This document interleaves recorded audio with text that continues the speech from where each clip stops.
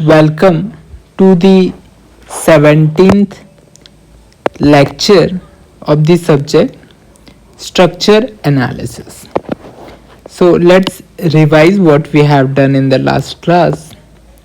So in the last class we started about the sway in the portal frames, right? So we talked about how to judge what will be the direction of sway, right?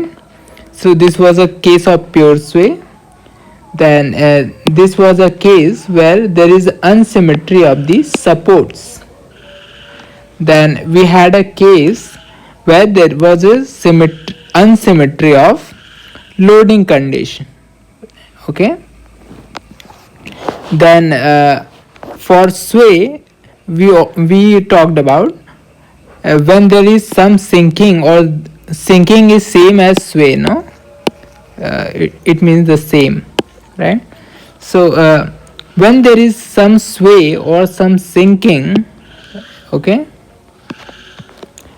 this value is your delta. Okay, so when there is some sinking, then some moment will appear, है ना, कुछ moment आ जाएंगे, right? So we calculated these values, है ना, then reactions.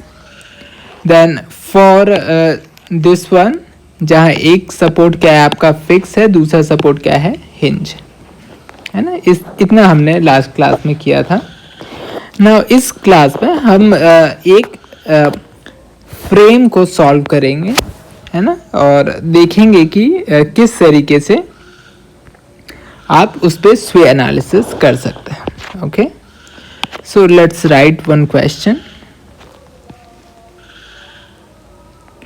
Question is,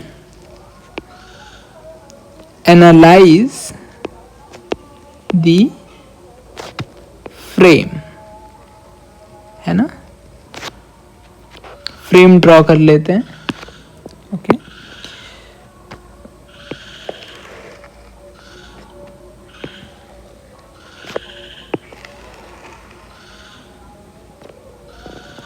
okay, तो ये एक frame है. ओके, इसका एक फिक्स सपोर्ट है, एक इसमें हिंज सपोर्ट है, जिनके नाम है A, B, C and D. Okay, यहाँ पे जो फोर्स लग रहा है वो एग्जैक्टली कहाँ लग रहा है, पॉइंट बी पे. मैग्नीट्यूड है उसका 12 kilo newton. This length is 2 metre, this length is 4 metre and this length is 3 metre, है ना. मोमेंट ऑफ इनर्शिया इसका I है, इसका भी I है और इसका भी I है, तीनों का I है. और तीनों का जो E है वो भी क्या है, कांस्टेंट है सारे मेंबर्स के लिए. ओके, इसको हमें एनालाइज करना है. So this is our question. So start करते हैं मोमेंट डिस्ट्रीब्यूशन मेथड. तो फर्स्ट स्टेप क्या होता है हमारा, हमेशा की तरह पहले तो हम थोड़ा जगह छोड़ देते हैं, है ना. ये यहाँ पे पूरा हम जगह छोड़ देते हैं और हम स्टार्ट करते हैं दूसरे पेज से. ओके, सो यहाँ पे मैं इसको पेस्ट कर लेता हूँ. ओके, तो हमारा फर्स्ट स्टेप जो मोमेंट डिस्ट्रीब्यूशन मेथड का फर्स्ट स्टेप है वो क्या है, fixing end moments. Fixing end moment. Okay, let's try to calculate this. So if you see this, this is A, this is B. Load कैसा लग रहा है, इस तरीके से. तो जब आप वैल्यू कैलकुलेट करोगे तो फॉर्मूला क्या होगा, m is equal to W A B square by L square. But इसमें a क्या है, 0 है, right. So what will happen, value of bending moment will be 0, है ना। मोमेंट क्या होगा, 0 होगा। कहने का मतलब है एम एफ ए बी है, फिक्सिंग जो मोमेंट है वो कितना है, 0 है। सिमिलरली इधर भी क्या है, 0 है, बी ए भी क्या है, 0 है। देन आप इस वाले पार्ट में देखेंगे, this is B, this is C, इसमें कोई भी लोड ही नहीं लगा है। सिंस कोई लोड नहीं लगा है तो एम एफ ए बी भी, एम एफ बी सी भी क्या हो जाएगा, 0।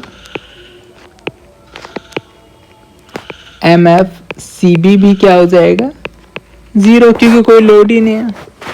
ओके, सिमिलरली सी डी में आएंगे आप। ओके, सी डी में अगेन कोई लोड नहीं है, this is C, this is D, तो एम एफ सी डी भी क्या हो जाएगा आपका, 0। Similarly M F D C भी क्या हो जाएगा, 0। ओके, तो सारे फिक्सिंग एंड मोमेंट की वैल्यू क्या है, 0 है। ओके, तो ओके आगे बढ़ते हैं। सेकेंड स्टेप क्या है, आपको डिस्ट्रीब्यूशन फैक्टर निकालना है। ओके, सो सेकेंड स्टेप पे आते हैं, डिस्ट्रीब्यूशन फैक्टर निकाल लेते हैं। ओके, सो सेकेंड स्टेप क्या है हमारा, डिस्ट्रीब्यूशन फैक्टर।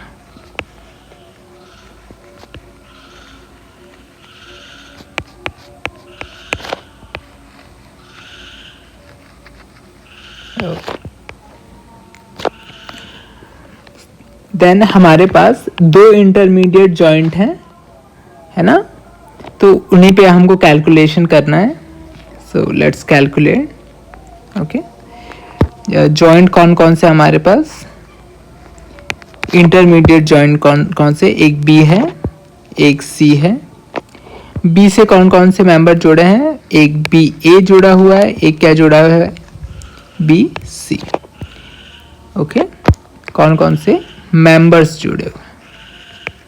ओके, देन सी से कौन कौन से मेंबर जुड़े हैं, one is C B, then C D. Okay, then इन मेंबर्स की के वैल्यू क्या है। ओके, तो मैं दोबारा इसको नीचे लिख लेता हूं ताकि क्वेश्चन मुझे दिखता रहे। ओके, देन के वैल्यू की बात करेंगे, पहले बी ए की बात करेंगे, बी ए की बात करेंगे। फार एंड क्या है आपका, हिंज सपोर्ट, दैट मीन्स आपको फैक्टर कौन सा यूज करना है, 3/4। Okay, I by L, I L length कितना है इसका, 3 मीटर, तो ये टोटल कितना हो गया, I/4। देन आते हैं BC पे, फार एंड क्या है आपका, फिक्स है, इंटरमीडिएट है तो उसको फिक्स जैसे ही ट्रीट करना है। ओके, तो सिंपली क्या हो जाएगा, I/L, तो I लेंथ कितना है, 2 मीटर। ओके, सो इसके लिए निकल गया। ओके, फिर आते हैं नेक्स्ट आपका CB के लिए। अगेन CB के लिए फार एंड क्या है आपका, B है और इंटरमीडिएट है तो उसको फिक्स जैसे ट्रीट करना है, तो क्या हो जाएगा आपका I/2। Okay, then next will be CD। Okay, far end क्या है आपका, D which is fix support, तो अगेन आपको क्या करना है, I/L, so this is I/4।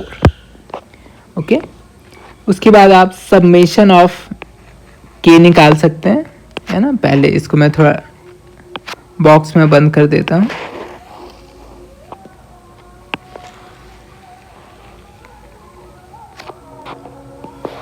Okay,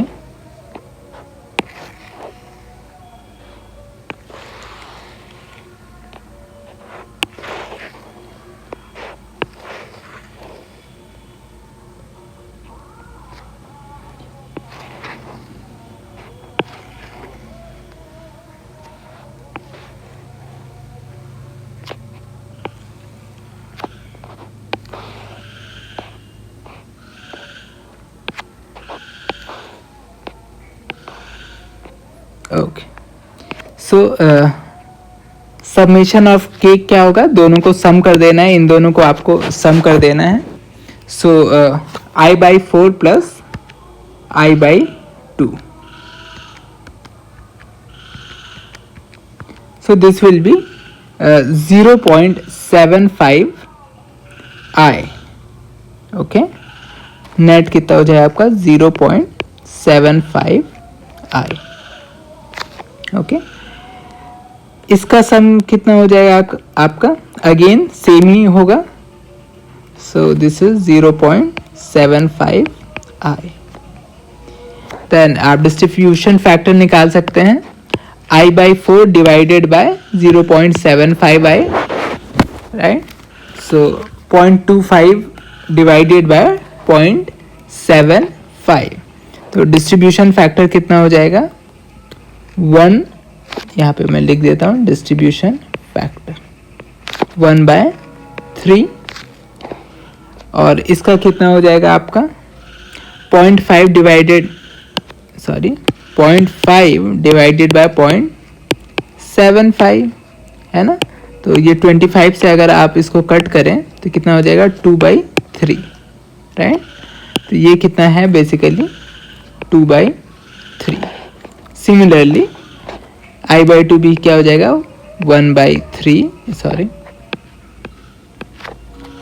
2/3 and 1/3. ये आपके डिस्ट्रीब्यूशन फैक्टर निकल गए. नाउ अगर आप इसमें नॉन स्वे एनालिसिस करने की कोशिश करें, है ना, मोमेंट डिस्ट्रीब्यूशन अप्लाई करने की कोशिश करें, मोमेंट डिस्ट्रीब्यूशन देखें. ओके, मोमेंट डिस्ट्रीब्यूशन अप्लाई करने की कोशिश करें आप. ओके, तो लेट्स ट्राई, है ना. ओके,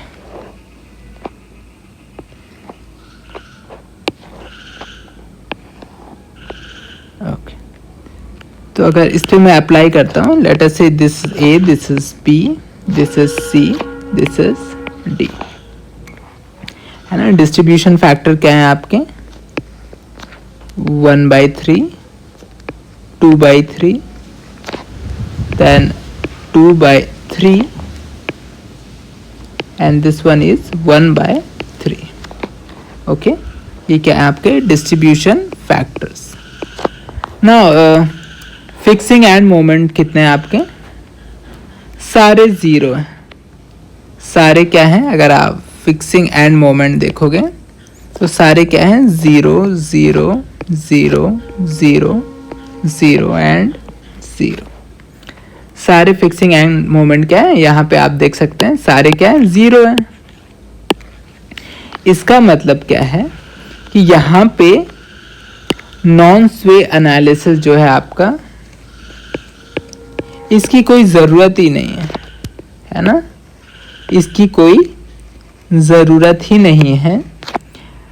बट अगर आप क्वेश्चन को ध्यान से देखें, है ना, क्वेश्चन को अगर आप ध्यान से देखें और सिमेट्री लाइन बनाने की कोशिश करें, है ना, तो क्या है आपके सपोर्ट क्या है अलग अलग हैं, लेंथ भी क्या है अलग अलग है. इसका मतलब क्या है अनसिमेट्रिक है ना. अनसिमेट्रिक है मतलब क्या होगा स्वे होगा. सिमिलरली लोड भी एक लगा हुआ है, इस साइड नहीं लगा हुआ है सिमेट्री लाइन के. दैट अगेन मीन कि क्या है लोडिंग भी अनसिमेट्रिक है. ओके, तो असल में इस क्वेश्चन को आपको क्या करना है,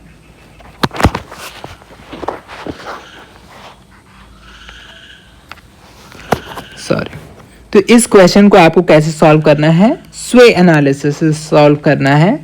नॉन स्वे एनालिसिस जो है वो आप देख सकते हैं कि परफेक्टली क्या है यूजलेस है ना. तो आपको नॉन स्वे एनालिसिस करने की ज़रूरत नहीं है, रादर आपको क्या करना है स्वे एनालिसिस करना है, राइट. तो मैं पेज चेंज कर लेता हूं और डायरेक्टली बात करते हैं कि स्वे एनालिसिस का क्या मतलब है.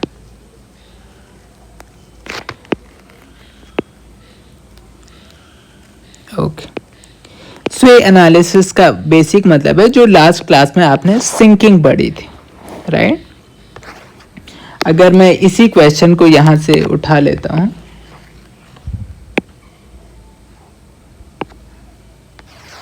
और इसी क्वेश्चन को मैं यहां रखता हूं, ओके। तो अगर आप क्वेश्चन में ध्यान से देखोगे, है ना, ध्यान से देखोगे तो यहाँ पे क्या लग रहा है, एक हॉरिजॉन्टल लोड लग रहा है। जब ये लोड लगेगा तो आपका फ्रेम कुछ इस तरीके से डिफ्लेक्ट होगा, है ना, कुछ इस तरीके से डिफ्लेक्ट होगा। कहने का मतलब है यहाँ पे क्या होगा, एक डेल्टा आएगा। सिमिलरली यहाँ पे भी क्या आएगा, इस फ्रेम में भी क्या आएगा, एक डेल्टा आएगा, है ना, एक डेल्टा आएगा। दैट मीन्स इस वाली फ्रेम में भी क्या होगा, एक मोमेंट एक्ट करेगा, है ना। जैसे कि आप लास्ट क्लास में देखेंगे, लास्ट क्लास में जब भी इधर एक डेल्टा आ रहा था, है ना, तो क्या था, कुछ मोमेंट डेवलप हो रहे थे, ओके। तो सेम कंसेप्ट हमको इधर भी अप्लाई करना है, ओके।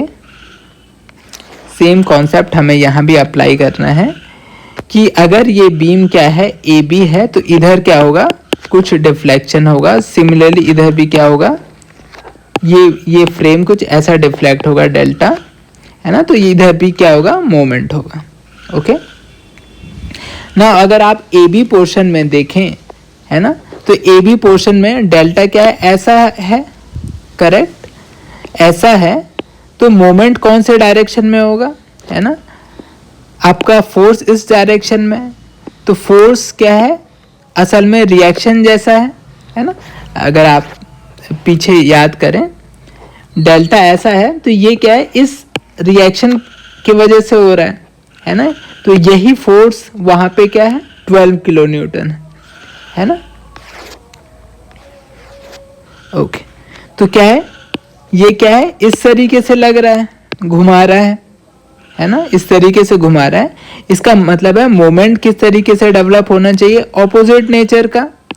ये कौन सा नेचर है आपका, डायरेक्शन कौन सा है, ये आपका क्या है, क्लॉकवाइज डायरेक्शन है। इसका मतलब है यहाँ पे जो मोमेंट डेवलप होगा वो क्या होगा, एंटी क्लॉकवाइज होगा, है ना। मोमेंट क्या होगा, एंटी क्लॉकवाइज मोमेंट डेवलप होगा, ओके। और इस मोमेंट की वैल्यू कितनी होगी, है ना। अगर आप यहाँ पे देखो कि मोमेंट अगर आप बी पे निकालोगे तो कितनी होगी, एक साइड क्या आपका फिक्स है, एक साइड क्या आपका हिंज है ना। ऐसे केसेस में कितना होता है आपका 3EI delta by L square, है ना। एल कितना है आपका 3 स्क्वायर, ये कौन सा है, MBA की बात हो रही है, ओके। बट अगर आप इस पॉइंट की बात करो, है ना, तो यहाँ भी डेल्टा क्या हो रहा है, इस डायरेक्शन में आ रहा है ना।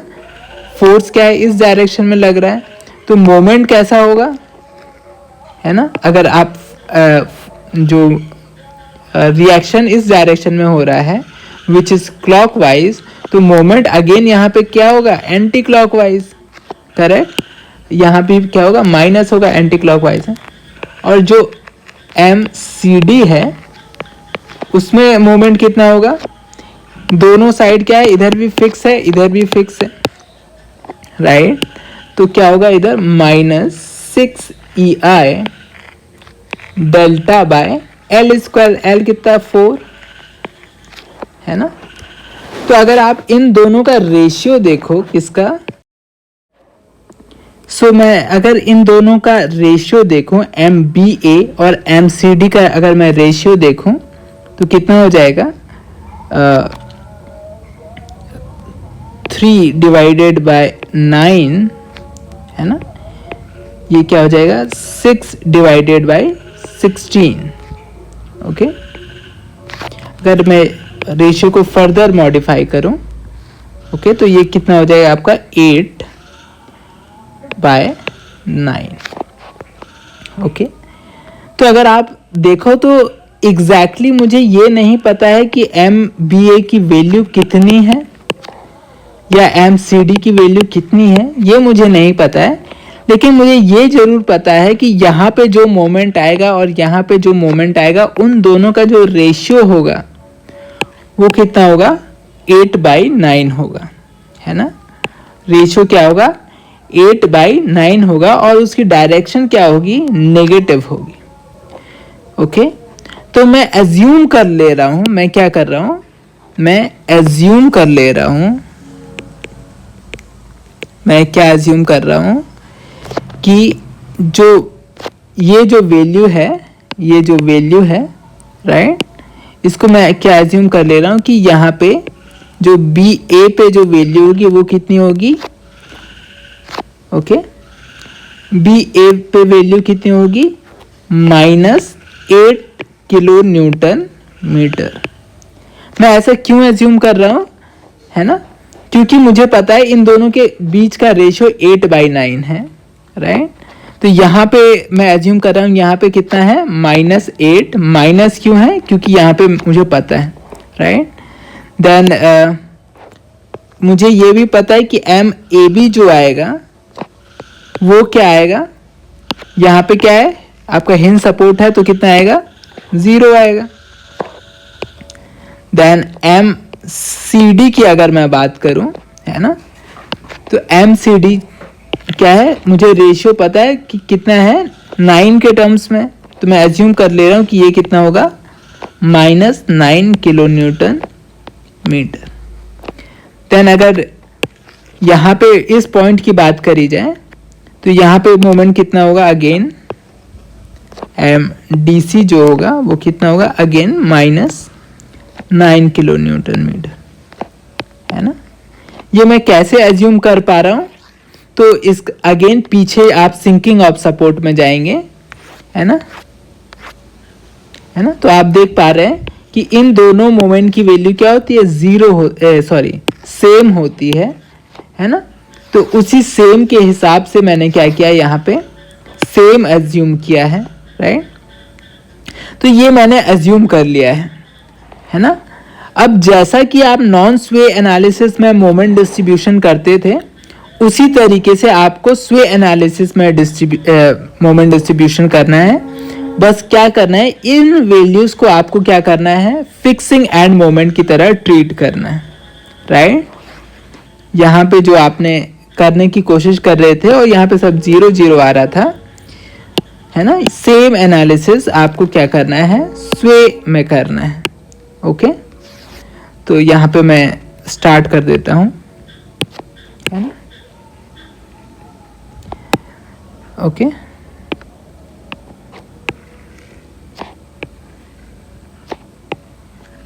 ओके, तो मैं वैल्यूज लिख देता हूँ। BA कितना है आपका, -8 है। देन AB कितना है आपका, 0 है। ओके, देन आपका BC कितना है, यहाँ पे कुछ गलत है,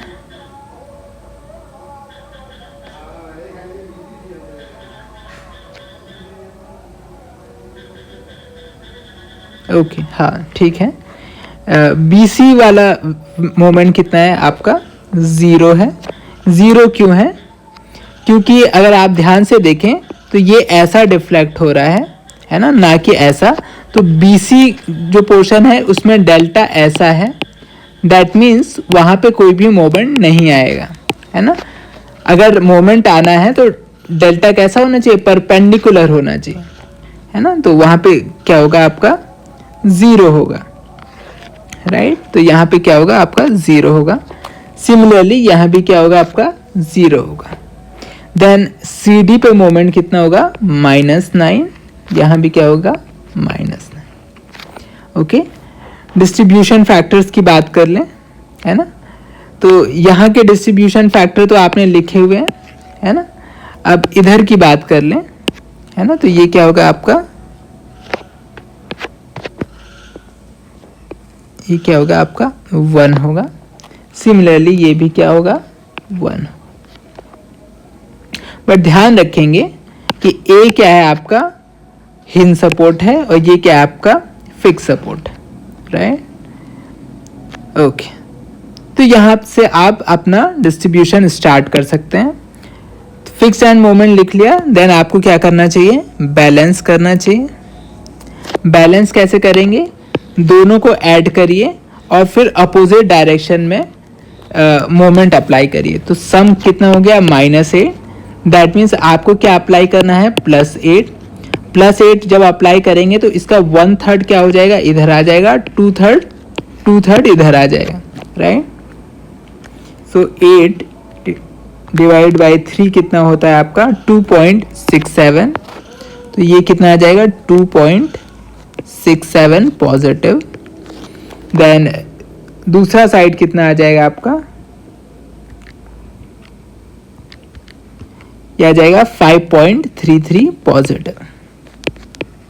ओके, देन अगेन यहाँ -9 है तो आप +9 अप्लाई करेंगे, +9 का 1/3 इधर आ जाएगा, 2/3 इधर आ जाएगा। ओके, सो -9 का 1/3 कितना हो जाएगा आपका, ओके,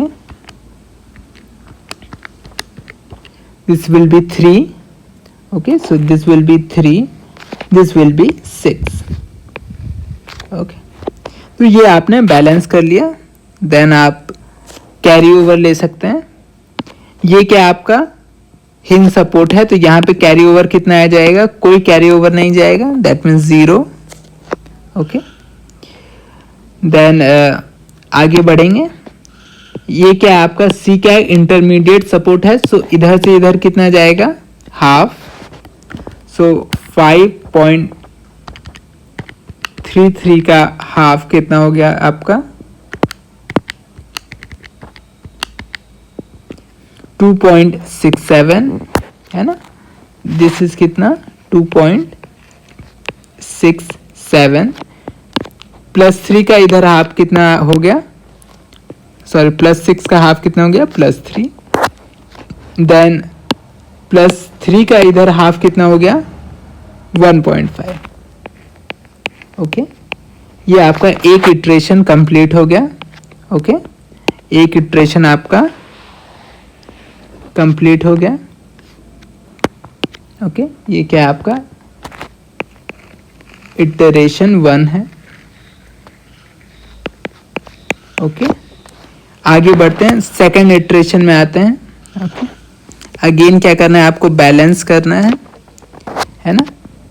इधर क्या है, 0 है, दोनों को ऐड करिए, है ना, तो कितना हो जाएगा, +3। अपोजिट अप्लाई करिए, -3 अप्लाई करिए, दोनों साइड फैक्टर से मल्टीप्लाई कर दीजिए। सो -3 का क्या हो जाएगा, 1, इधर क्या हो जाएगा आपका -2।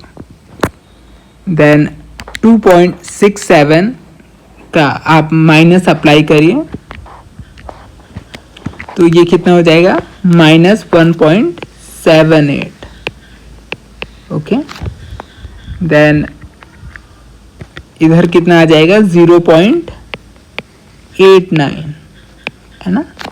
तो आपने बैलेंस कर दिया। नेक्स्ट स्टेप क्या है, कैरी ओवर निकालिए।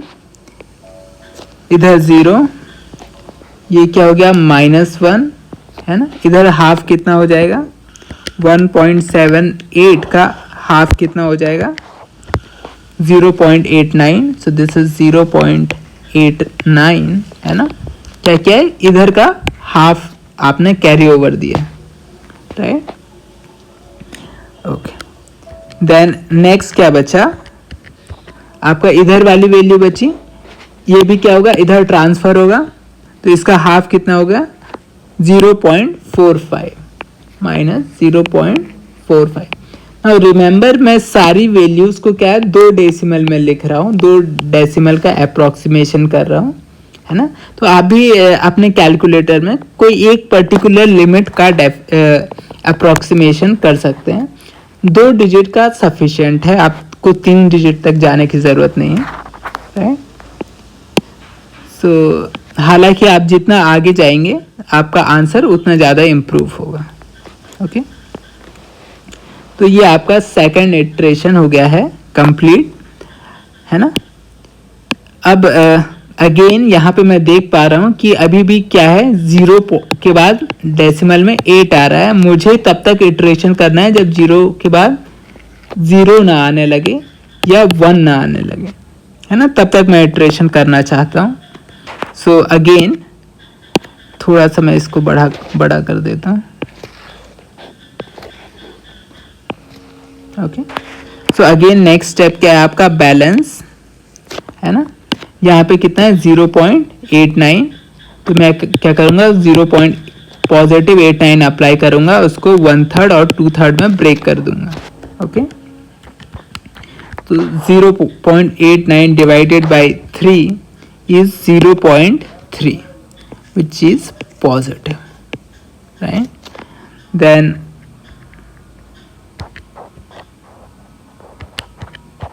this will be 0.59. Okay, 0.59.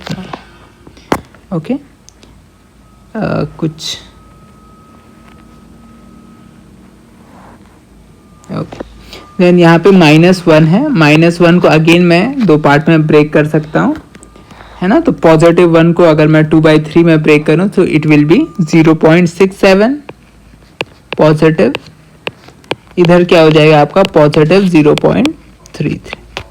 Then carry over कितना हो जाएगा 0.15, सॉरी ये तो 0 होना है ना अपना, इधर का सपोर्ट क्या है, hinge support. Okay, so again इसको इधर ट्रांसफर करना है। 0.59 divided by 2 is 0.3, this is 0.3। ठीक है, इसको इधर ट्रांसफर करना है हाफ, कितना होगा 0.67 divided by 2 is 0.34, so this is 0.34, this will be 0.17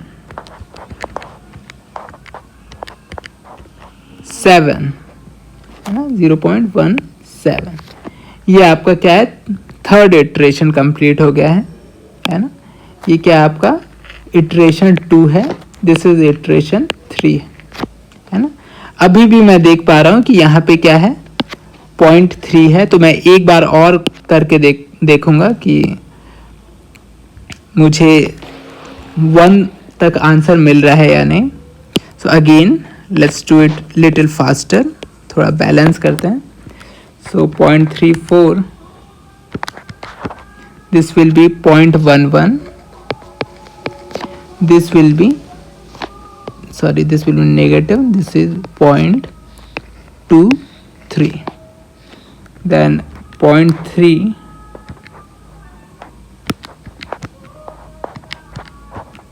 this will be negative 0.2, this will be negative 0.1. okay, carry over, this is 0, this is minus 0.1, okay, this is minus 0.11, okay, and this is 0.05. now I can see कि मेरा value कितना आने लगा है, decimal के बाद 0.1 आने लगा है, that means I have done enough iteration, है ना, सफिशिएंट इटरेशन हो चुके हैं। So I will stop the iteration process. Okay, और मैं क्या करूँगा, सबको ऐड कर दूंगा, है ना। तो I will add final end moment. So let me add all. So this will be 0, सारी वैल्यूज 0 हैं। Then -8 plus 2.67 minus 1 plus 0.3 minus 0.11, so this is around minus 6.14. okay, then next को ऐड करते हैं 5.33 plus 3 minus 2 minus 0.89 plus 0.59 plus 0.34 minus 0.23 minus 0.1. so this is again positive 6.14. Okay. Again चूंकि दोनों को क्या है बराबर ही आना है, तो मैं ऐसा कैलकुलेट करूंगा जिसमें मुझे कम कैलकुलेशन करना पड़े। तो इन दोनों में आप देखेंगे इस साइड क्या है, कम कैलकुलेशन है। सो I will calculate. So -9 + 3 -0.89 + 0.33 -0.1. So this is around -6.66. तो ये वाली वैल्यू ऑटोमेटिकली क्या आ रही होगी, +6.66, है ना। लेकिन अगर आप दोनों साइड को ऐड करेंगे तो वो वेरीफाई हो जाएगा कि ये वैल्यू सही है या नहीं है ना, कि आपने कोई मिस्टेक तो नहीं करी। देन आगे बढ़ते हैं। -9 + 1.5 -0.45 + 0.17 -0.05. This is -7.83. ओके। तो ये जो वैल्यूज हैं ये हमारी कैलकुलेट हो गई। ओके, वैल्यू हमारी क्या है, कैलकुलेट हो गई है। नाउ इसका फ्री बॉडी डायग्राम बनाते हैं, है ना। फ्री बॉडी डायग्राम बना लेते हैं, है ना। थोड़ा क्वेश्चन, ओरिजिनल क्वेश्चन को मैं यहाँ पेस्ट कर देता हूँ। ओके सॉरी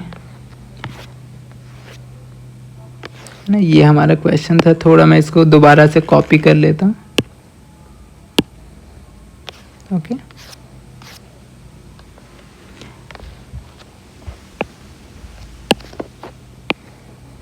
ये क्या है, ताकि मुझे दिखता रहे, आपको भी समझ में आए, है ना।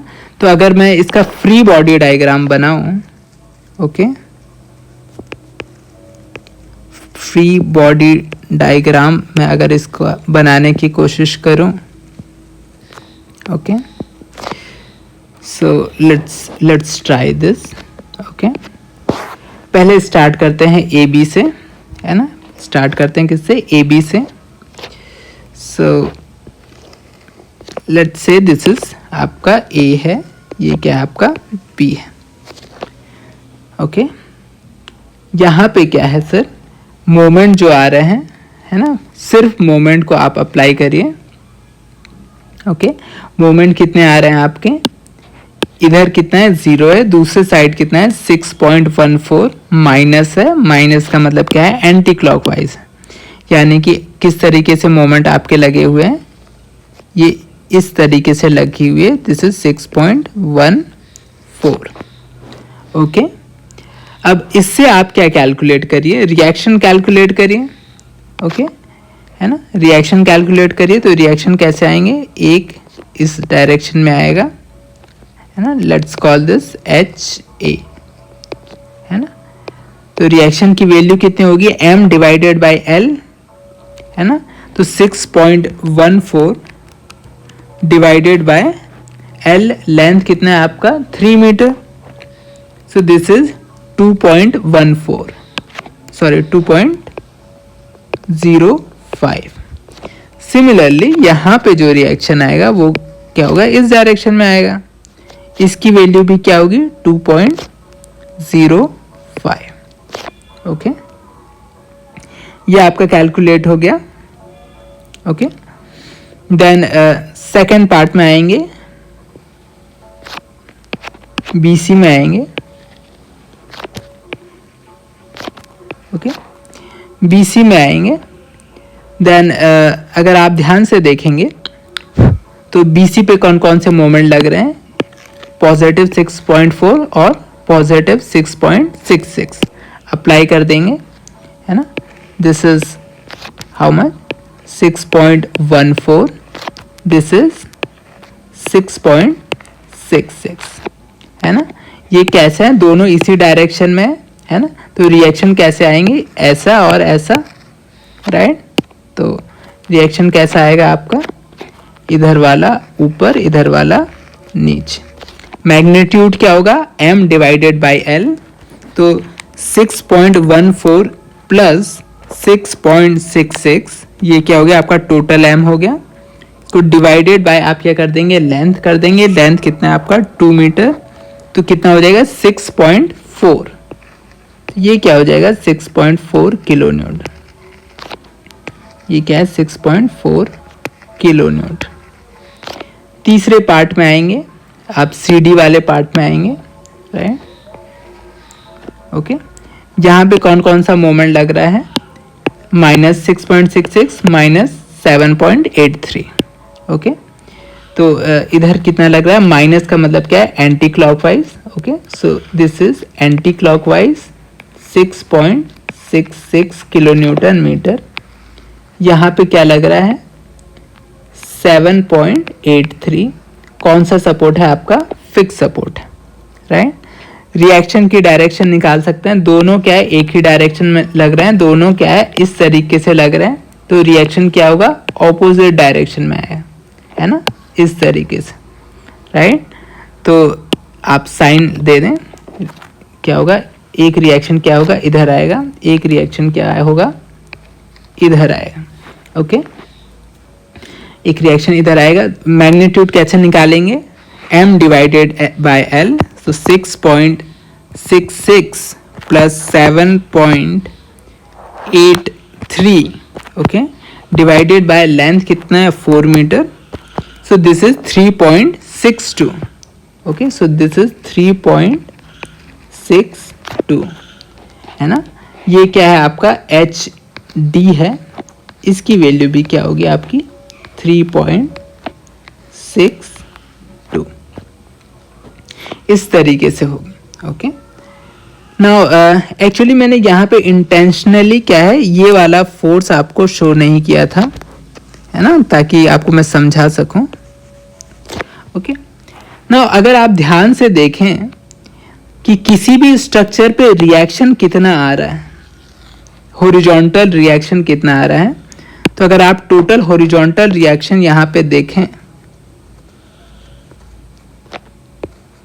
ओके, टोटल हॉरिजॉन्टल रिएक्शन आप देखें, है ना, तो कितना है 2.05। कौन से डायरेक्शन में है, माइनस x एक्सिस की तरफ है, इसलिए मैं माइनस लिख दे रहा हूँ। दूसरा भी क्या है आपका माइनस x एक्सिस की तरफ है, तो 3.62। तो टोटल ये जो रिएक्शन है ये कितना है 2.05 प्लस 3.62। तो ये टोटल रिएक्शन आप देखेंगे तो कितना निकल के आ रहा है 5.67 निकल के आ रहा है ना। रिएक्शन कितना निकल के आ रहा है 5.67, जबकि रिएक्शन कितना होना चाहिए था, जितना हॉरिजॉन्टल लोड आपने लगाया है उतना ही क्या निकल के आना चाहिए था, हॉरिजॉन्टल रिएक्शन निकल के आना चाहिए था।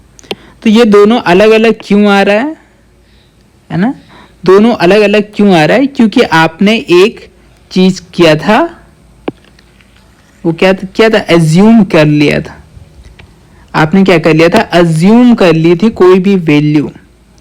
ये वैल्यूज असल में क्या है इस 12 के हिसाब से नहीं थी। आपने क्या किया, कुछ भी अज्यूम कर लिया, बस क्या ध्यान दिया कि रेशियो आपका मेंटेन रहे, है ना।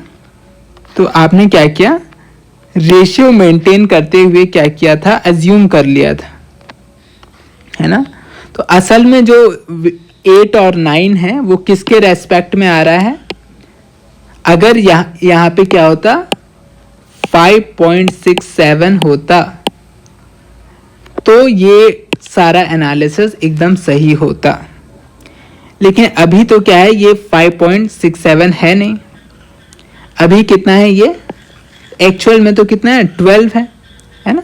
आप समझ रहे हैं ना कि ये जो हॉरिजॉन्टल रिएक्शन है ये कौन से डायरेक्शन में, इस डायरेक्शन में है, लेकिन असल में स्वे जो फोर्स था, है ना, स्वे फोर्स कितना था, एक्चुअल स्वे फोर्स कितना था 12 किलो न्यूटन था, है ना, और उसका डायरेक्शन क्या था, ये था, है ना।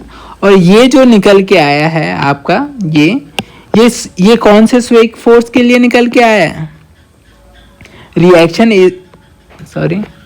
रिएक्शन इधर है, मतलब ये किसके के लिए निकल के आया है, स्वे, जिसकी वैल्यू क्या होती 5.67, और वो किधर लग रहा होता। सो ये क्या है, मिस्टेक है। आपने निकाला है 5.67 के हिसाब से, एक्चुअल में निकालना था किसके हिसाब से, 12 किलो न्यूटन के हिसाब से। ओके, तो आप क्या करोगे, ये वैल्यू किसके हिसाब से निकली है, 5.67 के हिसाब से।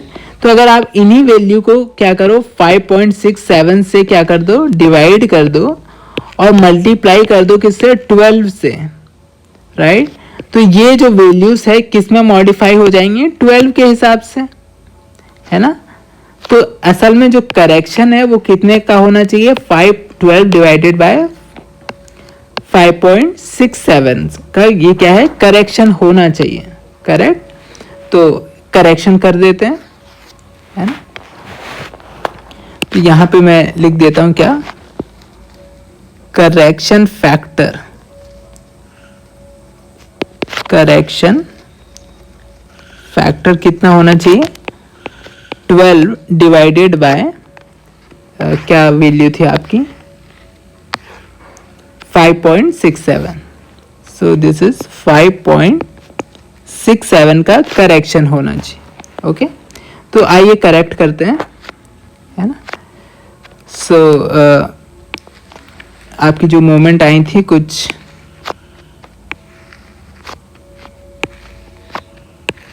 ओके, नाम लिख देते हैं A B C D. Moments क्या निकल के आई थी, यहाँ पे कितनी थी, 0 थी।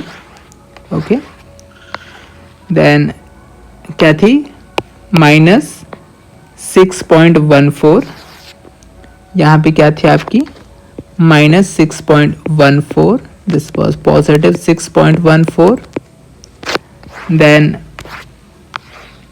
6.66, this was 6.66, this was 7.83 negative, this was positive, this was negative। तो ये आपकी मोमेंट आपने निकाले थे। अब आपको निकालने हैं क्या, करेक्टेड मोमेंट। क्या निकालना है आपको, करेक्टेड मोमेंट। तो इन्हीं वैल्यूज को आपको क्या करना है, इस फैक्टर से मल्टीप्लाई कर देना है। तो मल्टीप्लाई करिए तो ये कितना आ जाएगा आपका, 0। देन इसको मैं और शॉर्ट कर देता हूँ, 12 divided by 5.67, this is nothing but 2.12। तो 2.12 का मैं मल्टीप्लाई कर दूंगा, तो 6.14 का मल्टीप्लाई अगर मैं 2.12 से करूंगा तो ये कितना आ रहा है, 13.04। so this is 13.02, this is positive 13.02। okay, then अगर मैं 6.66 का मल्टीप्लाई 2.12 से करूं तो ये निकल के आएगा कितना, पॉजिटिव 14.12, 14.12, नेगेटिव 14.12। देन अगर मैं 7.83 की बात करूं, है ना, ये कितना निकल के आएगा, 16.6, 16.60। तो ये जो वैल्यूज हैं ये क्या है, आपकी करेक्टेड वैल्यूज, राइट। ये क्या है, आपकी करेक्ट वैल्यू है। और इन वैल्यू का हेल्प से आप क्या कर सकते हैं, बेंडिंग मोमेंट डायग्राम ड्रॉ कर सकते हैं। सो वापस आते हैं, अपने बेंडिंग मोमेंट डायग्राम ड्रॉ करते हैं, है ना। शियर फोर्स डायग्राम हम नहीं ड्रॉ कर रहे हैं क्योंकि ज़रूरत नहीं है, आप चाहें तो ड्रॉ कर भी सकते हैं, बट एक्चुअली मेरा टारगेट आपको सिंपल सिखाना है, right. So let's draw this diagram।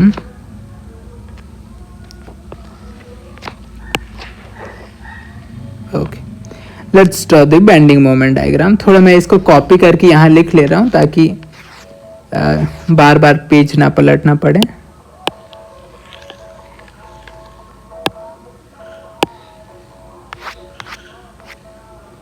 Okay, तो मैं इसको छोटा करके लिख लेता हूँ, है ना। नाउ स्टार्ट करेंगे, ए बी से स्टार्ट करेंगे। यहाँ पे कितना है, 0 है। यहाँ पे कितना है, -13.02। माइनस का मतलब क्या है, एंटी क्लॉकवाइज है। तो क्या है, पॉइंट बी पे कॉलम में जो मोमेंट है वो क्या है, एंटी क्लॉकवाइज है। कहाँ पे, पॉइंट बी के ऊपर। तो पॉइंट बी पे क्या करिए सर, आप एक एंटी क्लॉकवाइज मोमेंट अप्लाई करेंगे, है ना। तो ये कॉलम कैसा डिफ्लेक्ट होगा, इस तरीके से। दैट मीन्स क्या है, आपका सैगिंग है। सैगिंग का मतलब क्या है, पॉजिटिव है ना। तो डायग्राम में क्या बनाना है आपको, पॉजिटिव बनाना है ना। तो यहाँ पे क्या आप ड्रॉ कर सकते हैं, 13.02, और ये क्या है आपका, पॉजिटिव, राइट। तो आप इसको पॉजिटिव ड्रॉ कर सकते हैं, है ना। ये यहाँ पे क्या है आपका, 0 है ना, कोई डाउट नहीं है। देन नेक्स्ट दोबारा से इस कॉलम की बात करेंगे, इस कॉलम की बात करेंगे, है ना। तो अगेन स्टार्ट करेंगे। एंड वाली मोमेंट कितनी है, 16.60। माइनस का मतलब क्या है, एंटी क्लॉकवाइज है। तो इस पॉइंट पे आप एंटी क्लॉकवाइज मोमेंट अप्लाई करेंगे। ओके, मोमेंट अप्लाई करके देखेंगे, है ना। तो आपकी ये जो कॉलम है कैसा डिफ्लेक्ट होगा, इस तरीके से डिफ्लेक्ट होगा। दैट मीन्स क्या है, सैगिंग है। तो यहाँ पे क्या आ जाएगा आपका, पॉजिटिव, ठीक है, 16.60। ओके, देन नेक्स्ट मोमेंट पाएंगे। ओके, ये कितनी है आपकी, 14.12। ये भी क्या है, माइनस है। माइनस का मतलब क्या है, एंटी क्लॉकवाइज है। अगेन आप एंटी क्लॉकवाइज अप्लाई करेंगे। तो आपकी कॉलम कैसे डिफ्लेक्ट होगी, इस तरीके से डिफ्लेक्ट होगी, बाहर की तरफ। बाहर की तरफ डिफ्लेक्ट होगी, मतलब क्या है, हॉगिंग है ना। मतलब क्या है, ये हॉगिंग है। और इस साइड को आप सैगिंग के लिए पॉजिटिव ड्रॉ कर रहे हो, तो इस साइड क्या होगा, हॉगिंग होगा, राइट। तो नेक्स्ट ये वाली वैल्यू क्या किधर आ जाएगी, इस साइड 14.12। इसको आप कनेक्ट कर दीजिए। ओके, तो ये साइड क्या है आपका, पॉजिटिव साइड है। ये साइड क्या है आपका, नेगेटिव साइड। ओके, नेक्स्ट आएंगे, मिडिल पोर्शन पे आएंगे, बीसी पोर्शन पे आएंगे। पहली मूवमेंट क्या है, पॉजिटिव है, मतलब क्या है, क्लॉकवाइज है। तो इस पॉइंट पे आप क्या करेंगे, क्लॉकवाइज मोमेंट लगाएंगे। इस पॉइंट पे क्या करेंगे, क्लॉकवाइज मोमेंट लगाएंगे। ओके, क्लॉकवाइज मोमेंट आप लगाइए। तो ये क्या होगा, बीम इस तरीके से बैंड होगी। दैट मीन्स क्या है आपका, सैगिंग है ना। तो सैगिंग को आप ऊपर ड्रॉ कर सकते हैं। इसको आप ड्रॉ कर दीजिए। How much this is, 13.02। Next point पे आइए। ये क्या है आपका, पॉजिटिव है। पॉजिटिव का मतलब क्या है, क्लॉकवाइज। तो पॉइंट सी पे क्या करिए, आप एक क्लॉकवाइज मोमेंट लगाइए, है ना। तो आप यहाँ पे अप्लाई करेंगे तो आपको दिखेगा बीम क्या है, ऐसा डिफ्लेक्ट हो रहा है, which means it is hugging, है ना। तो आप यहाँ पे क्या करेंगे, हॉगिंग आ जाएंगे। तो ये क्या हो जाएगा आपका 14.12, है ना। इसको आप कनेक्ट कर दीजिए। ओके, इस तरीके से आपने कनेक्ट कर दिया। ये वाला पोर्शन क्या आपका पॉजिटिव है, ये वाला पोर्शन क्या है आपका negative. Then you can shade it. Okay, तो आगे ध्यान रखना है कि जब आप डायग्राम ड्रॉ करते हैं तो पॉजिटिव होता है सैगिंग हॉगिंग, लेकिन जब आप इक्वेशन लिखते हैं तब प्लस माइनस का मतलब क्या होता है, क्लॉकवाइज और एंटी क्लॉकवाइज, राइट। तो this is the final solution for a question. Okay, I hope you have understood this. दोबारा से मैं एक बार ब्रीफ कर देता हूँ, है ना। इस क्वेश्चन की खास बात क्या है कि यहाँ पे लेटरल लोड नहीं लगा हुआ है in the middle of the beam, है ना। तो ये प्योरली कैसा एनालिसिस है आपका, स्वे एनालिसिस है। कैसे किया आपने? सबसे पहले आपने डिस्ट्रीब्यूशन फैक्टर निकाल लिए, फिर आपने क्या किया? स्वे एनालिसिस किया। स्वे एनालिसिस में प्रॉब्लम क्या थी कि आपको इस और इन सपोर्ट्स, इन पॉइंट्स पे मोमेंट्स पता नहीं थी, लेकिन आपको ये बात पता थी कि इन दोनों पे जो मोमेंट होगा उनका रेशियो क्या होगा। तो आपने क्या किया? उसी रेशियो में वैल्यूज को एज्यूम कर लिया, है ना। माइनस क्यों लगाया सर? क्योंकि यहाँ पे मोमेंट क्या होगी? एंटी क्लॉकवाइज होगी। ये बेस्ड ऑन दिस फोर्स आपको पता चल गया। ओके, तो इन फोर्सेस को आपने लिखा और उनका मोमेंट डिस्ट्रीब्यूशन कर लिया। मोमेंट डिस्ट्रीब्यूशन किया और उसके बाद आपने चेक किया, तो आपको पता चला कि आपने जो एनालिसिस किया था वो कितने के लिए किया था? 5.67 के लिए किया था, लेकिन एक्चुअल में जो स्वे फोर्स एक्ट हो रही थी वो कितनी थी? 12 थी। तो आपने क्या किया? कुछ नहीं किया, एक करेक्शन फैक्टर लगाया, राइट, और सारी मोमेंट को उस करेक्शन फैक्टर से क्या किया, है ना, इन वैल्यूज को आपने क्या किया? इस करेक्शन फैक्टर से मल्टीप्लाई करके ये वाली वैल्यूज निकाले, और एक बार ये वाली वैल्यूज आ गई तो आपने क्या किया? बेंडिंग मोमेंट डायग्राम ड्रॉ कर लिया। It is very very simple but lengthy. Okay, so I hope you have understood this. So thank you very much.